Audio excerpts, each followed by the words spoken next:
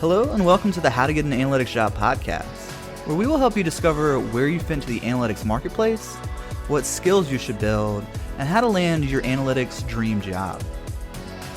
I'm John David, analytics agency owner and educator. And I'm Elizabeth Illig, a private career coach and higher education professional. In this podcast, we will not only help you land your next analytics job, but we will give you the tools and strategies to level up your career. Hey guys, welcome back to the podcast. This week, I have a very special guest, Gary Fly, as we are going to continue to talk about the discovery process of how you can identify your strengths and weaknesses and find the right fit for you. So Gary, we are up on, the 9th floor right now? The 9th floor, yes, John David. So I am in the top of a building with the CMO of the Brooks Group. Yes, excited to have you here. Glad you could make it today on this cloudy, overcast, cold Friday. Yeah. So today I wanted to talk about the assessment test and the anecdote that you told me a few years back. So to give you some context, Gary actually was partnered with me in Silvertone before the Brooks Group took him away from me. But there was one instance where you were talking about how when you were interviewing for clients or potentially on either side of the interview table, often the question would come up is, what is your biggest weakness? And you specifically addressed this question by talking about a strengths assessment test. And you really use that as a foundation. Can you talk about that? Yeah, happy to, John David. So I want to take the story back a little bit. As I was in a period of career transition, I actually decided to do a lot of kind of self-awareness work. And as a part of that, I took a series of assessments that measured all sorts of different attributes. One being the Clifton Strengths Finder, but there were a number of them. And in one of those assessments, I found that one of the attributes that I was lower in was trusting. That sounds backwards. I am a very trusting person. So my score was low on a skepticism measure. And so I recognized that I need I need to pause when I'm trying to make decisions or looking for opportunities or whatever I'm doing to really be a little bit more critical in my thinking.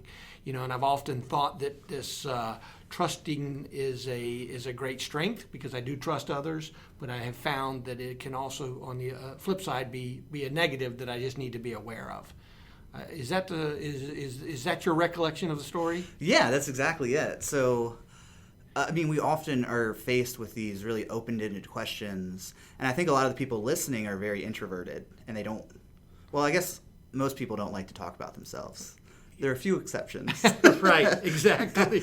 But so I think just giving the listeners, the viewers, a framework of how to talk about themselves, I think the assessment test does a really good job of that.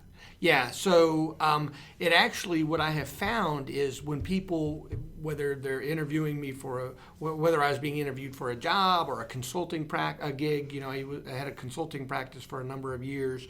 What I was able to do is say,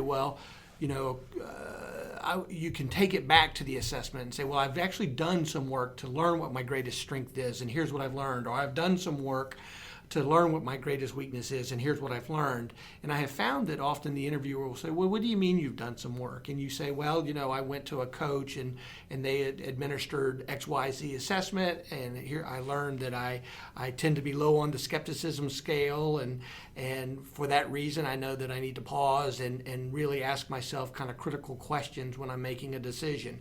So what I have found is if you can point to something that you've done, so if they've asked you, what is your greatest strength, or what is your greatest weakness, or where do you need development, and you go back to, well, let me tell you, I did the Strengths Finder, and out of that I recognize that my greatest strength is my strategic ability.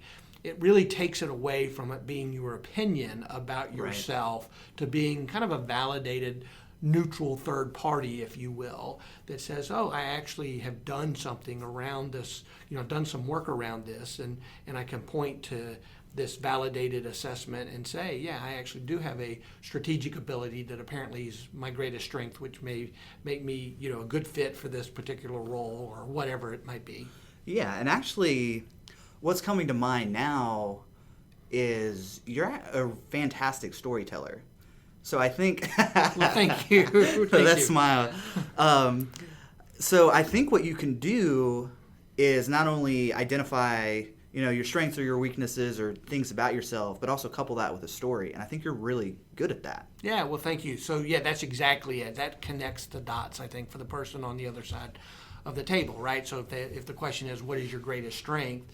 I think it occurs to me that, oh yeah, my ability to think strategically apparently is a strength, as done by Gallup. But I also kind of recognize that in myself, because I often find that when I'm in a group setting, I'm able to connect, at work or a brainstorming session or whatever, I'm able to connect dots that maybe others can't see.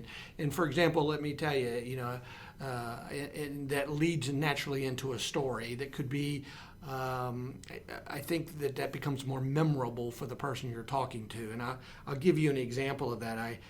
In a previous life, I happened to work in a restaurant business, and I worked in a multi-unit restaurant organization, and the Olympics were coming to town.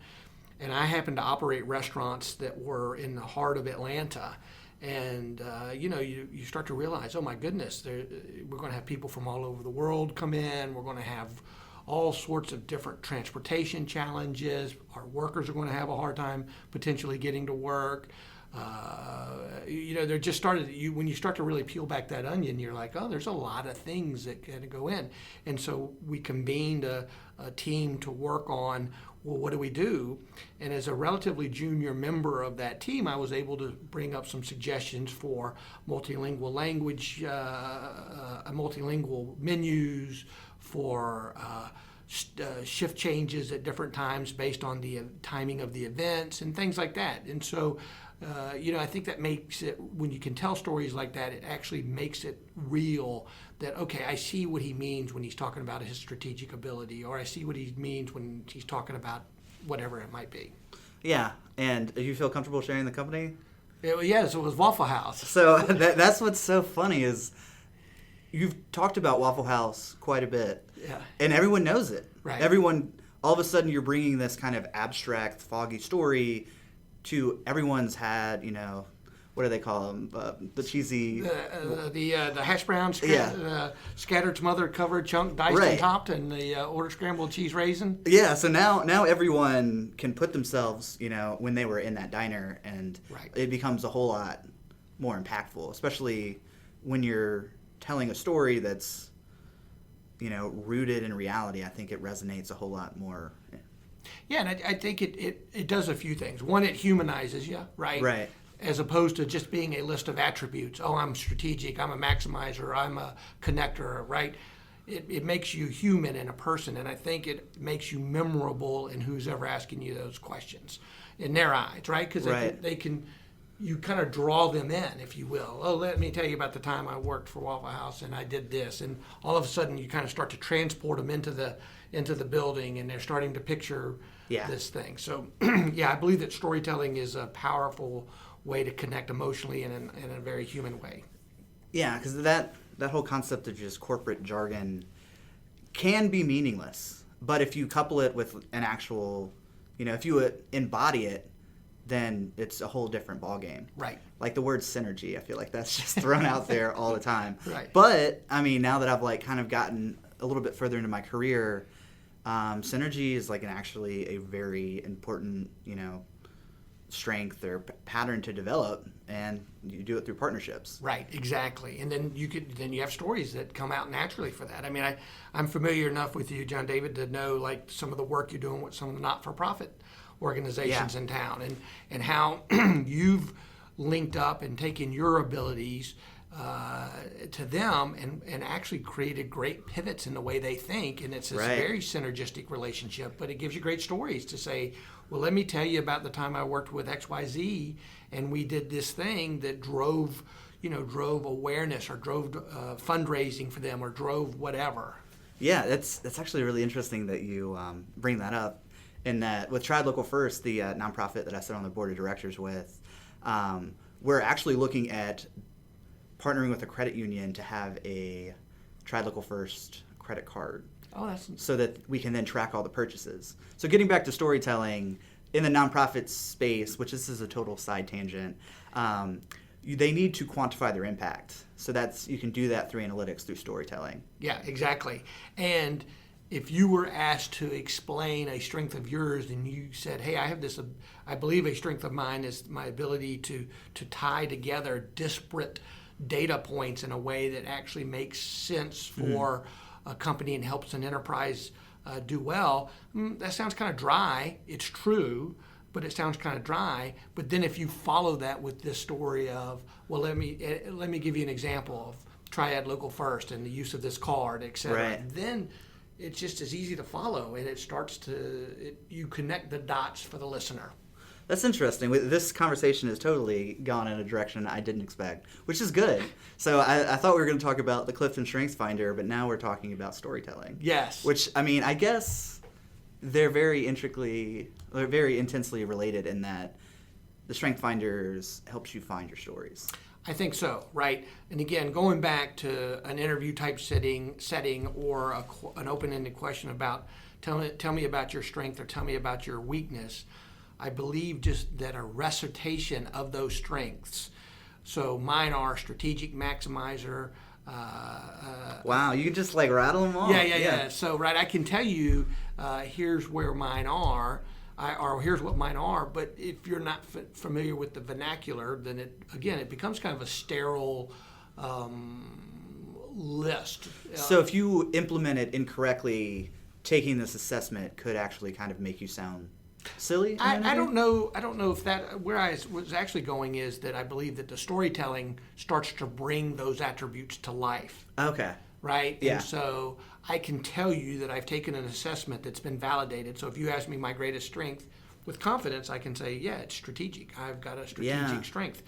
But that doesn't, it's kind of back to your synergy word. What does that really mean, right? Right. Well, let me tell you let me illustrate through a story what that means that brings it to life. I think that's where that's the point I was really trying to make. Well, I think what you're getting at is critical thinking. Mm-hmm. So not only are you identifying these concepts, but then you're showing in real time during the interview that you can think critically, which, by the way, listeners, you need to do that as an analyst. You need to think critically about problems, data sets, and actually solving all these different problems. Yes, exactly. And then the last, or a last point around that, I think it's critical to understand who you're talking to. So if you're talking to another analyst who probably likes a lot of detail, give them a lot of detail. But if you're talking to a sales guy who probably just wants to know the rest of the story, if you will. Yeah, like where do I need to spend my time to make the most money? So to be an effective communicator, you need to understand also kind of the strengths of the person or the information preferences of the person you're talking to. I tell a story about one of my brothers who, when I ask him what time it is, the first thing he wants to tell me about is how his watch works. And that's just too much detail for me. Yeah. I don't want that. I want to know what time it is. And so for effective communication to occur, you need to also understand kind of the communication preference of the person that you're talking with or interacting with. So I feel like me and your brother have quite a bit in common. Yes, you do. Do you remember when we first started working together?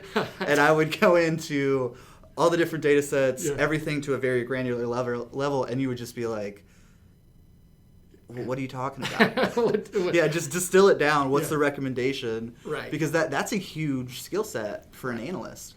I think that is the biggest skill set, because what you're doing is you're turning data into information, right? You're taking data points, hopefully, and creating actionable information or information that the user can take action on.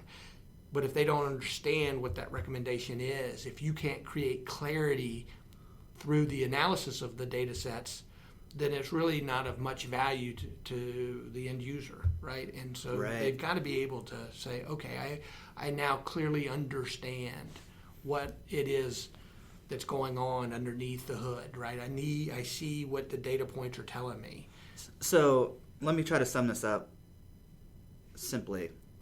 So you want answers. You don't want your analyst to give you more homework to do. Exactly right. That's a great thing. I want a recommendation, a summary. Here's what it means. And again, I think that goes back to this idea that we spoke about a minute ago. It's like, what is the communication preference of the person that you're communicating with? And if you don't understand that and have some sense for it, then there's always going to be a disconnect. And regardless of how good the work is you're doing, it's not going to resonate with the person on the other side. Regardless of how clearly you understand your strengths and weaknesses, if you can't clearly articulate that and I think show it with a story, it's not going to resonate with the person asking the question, right? I think there's a lot of parallel and similarity there. So getting back to the concept of discovery, so you've had what, like 3 different careers now? I think that's what they said during your celebration of the CMO position. Yes. One of your buddies came up to you and was like, "What is this, career number 4 right now?" So how did you go about proactively kind of staying in touch with, where you wanted to go, the strengths and weaknesses you have, the work you find enjoyable? Yeah. So it really did go back to a pretty intense self-awareness process of let me assess myself and go to a career coach that can help me take these data points that the assessments show, that my successes and failures in my first career showed, that my natural tendencies showed, and actually create a little plan. So it was very similar to kind of a data analysis type process, right? It was, let's really look at you and how you're wired.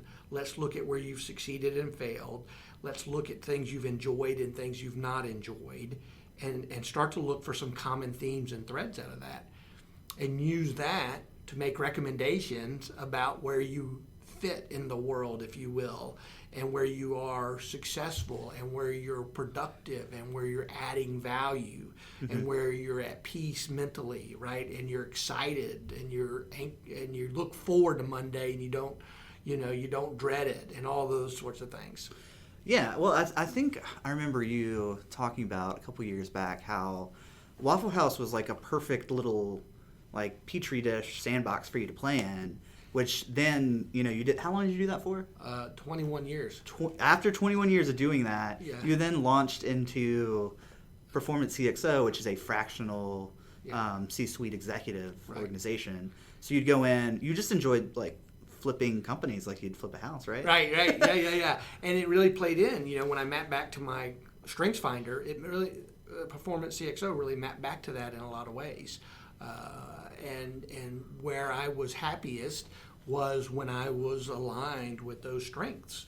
And while I had a sense anecdotally maybe of what those strengths were, doing the exercise, doing the drill, and actually going through a process to surface those made it much easier for me to be intentional about mapping back to that and looking for situations that allowed me to use those strengths and whatnot. Interesting. So I guess let's pivot now into you're a CMO. What do you think are the traits that a good analyst? So if there are people that are listening now that are kind of on the fence whether they should be an analyst or maybe they should go in and get like a sales job, which by the way you guys do great sales training. Yeah. Yes. So rephrase the question, or ask it again, because I started down one path. Okay. So from your perspective as a CMO, what makes for a good analyst? What characteristics, what, we're in that discovery month, like what are the, personal characteristics that matter? Yeah, so I think there are a number of things. In terms of just kind of the root makeup of a good analyst. I think there needs to be a natural curiosity. You love that word, right? I think that's right. or intriguing. That's right. You got you need to be curious, and then you need to be willing to go kind of three deep on your questioning, right? Yeah. To really scratch beneath. What do you mean by surface. 3 deep? So let me see why is this happening? Well, why is that happening? Keep digging and digging, right? And really start to test your hypothesis and test the information. So I think there has to be a natural level of curiosity. I believe that there needs to be an ability to connect things that may seem like they're not naturally aligned, right? So lateral thinking. Yes, lateral thinking, kind of looking around corners and things like that. Mm-hmm. And then I'll go back to the idea of communication. You have to be able to understand who the audience is and what they value and what they're trying to do with the data, right? So are they if they're trying to improve their supply chain, then they need data around that, and they need recommendations that are pointed to that, right? Mm-hmm. They're not as concerned about. They would be concerned about sales trends because of demand planning, right? Right. Yeah. So while I was going down one path, what it really there's that lateral thinking right there. There you go. It's really kind of this holistic understanding of, well, the user is trying to do X with this data. How do I help them do that? How do I help them make decisions around supply chain? How do I help them understand what information is I'm unlocking inside of these data sets? So That's the ability fantastic. to communicate well. Yeah, so wait, let's recap them. So curiosity, Yep. You said lateral thinking, and communication. Yep. Yeah, so I think that's actually a really good summation of what makes for a good and you're the perfect person to ask, you know? Right. Well, thank you for that. It's always I've always been intrigued by the data and the use of data and how can you better make decisions using it. And to me it's like a hunt or a puzzle or a great mystery. You know what I think of it as? I don't.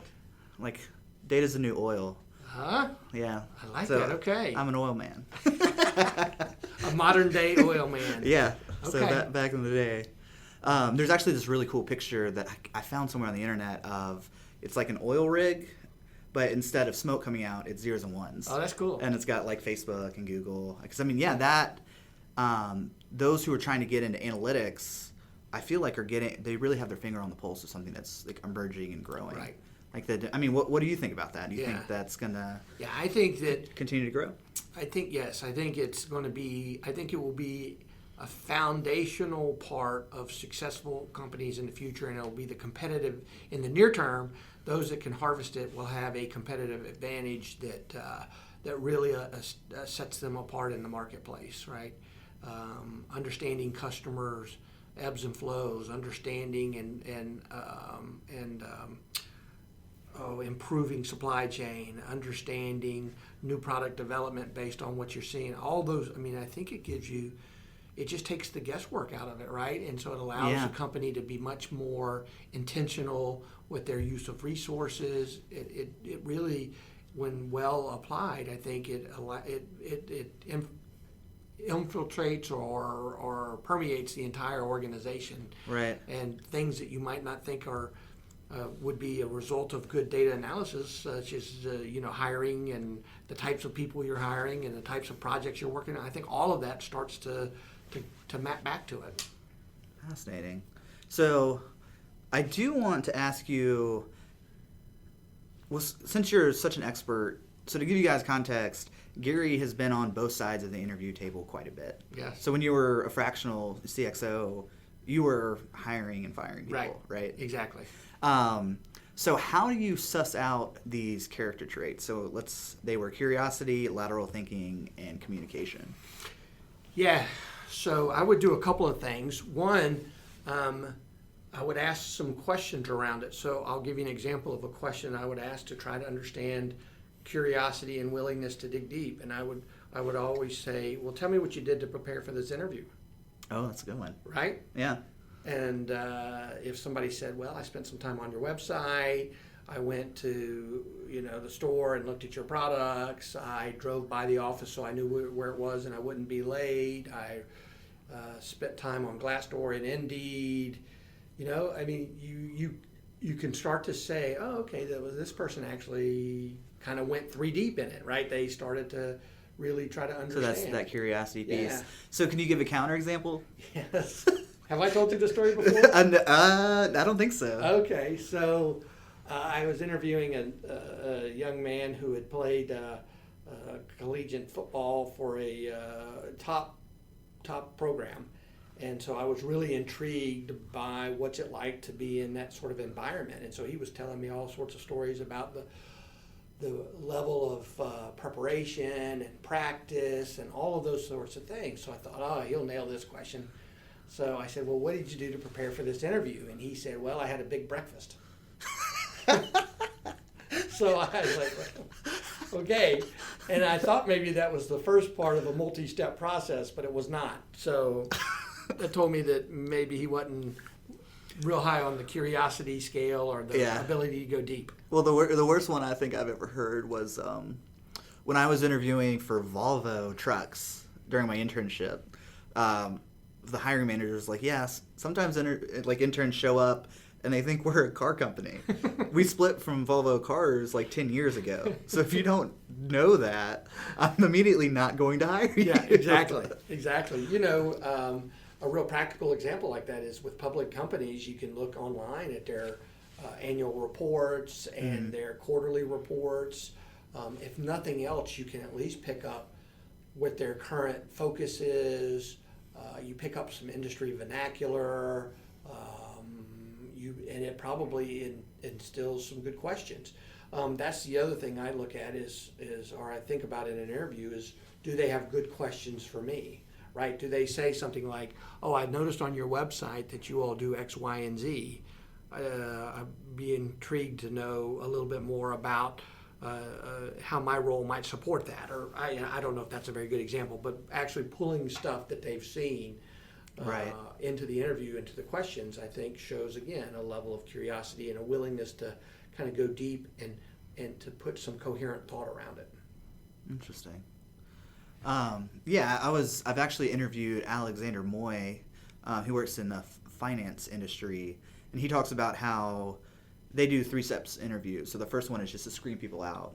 And then the second one is to kind of whittle it down. And the third one is about fit. Yeah. So asking questions about what the corporate culture is like. Is there opportunity to grow? Are there opportunities for me to expand my skill set? I think that is an extremely great way to kind of set yourself apart. Yeah, and I think if you can map it back to it, right? Like say, oh, I noticed that you guys, your corporate culture is all over your website. It must be important, and I was really intrigued by your core value of nimble. Mm-hmm. And let me let me ask a couple questions right there. That shows me that this person has paid attention, that they've thought about it, and that there's something that resonated with them, right? So that's intriguing to me. The other thing I do during an interview is I do something called a realistic job preview, where I create a scenario for them. And I'm not looking necessarily for the right answer. I'm looking for good questions in the way they approach a situation. So, for example, when we were hiring for somebody to do some content creation, we gave them 2 writing prompts. Yeah. And let them go for about 30 minutes and said, we're happy to answer questions, whatever you need. And, through that, they created a couple of work samples, but when they were asked about why they developed what they did, that was the tell for me, right? That was what was really important, to hear them think through, well, here's what I understood in the assignment, here's what I was trying to convey in these writing samples, here's why I went down this path. So that's like a case study. Yeah. So to bring it back to analytics, if they give you like a problem to solve, you might get it wrong, but what is the question I've heard is there'll be a big jar of marbles and they'll say, how many marbles do you think are in this jar? And then you have to kind of, a 3x3 square of marbles is probably 20 marbles, and it looks like there's 15 in there, and then just do the math. Yeah. So like how you kind of go about thinking, it's not about actually getting it right, because I mean learning is an iterative process that you can eventually come to the right solution as long as you have that thought process. I think that's exactly right. So so as the interviewee, you don't want to freeze up. You want to recognize that what's probably happening is we want to see how this person thinks and how they defend their thinking, if you will, or defend sounds too strong, but I think that's fair. Is it? Do you think so? When we were working together, you would just poke holes on everything. So defend their thinking. We'll stay with that. Yeah. And that's what's the most intriguing part to me, and I think most folks in a hiring situation, that's what they're really after, right? Mm-hmm. How does this person think and process? And that shows critical thinking and lateral thinking. Awesome. Well, I really appreciate the time today. John David, it's always a pleasure to be with you. I'm glad that you came by, and I'm always happy to help. Yeah, thanks. All right, take care.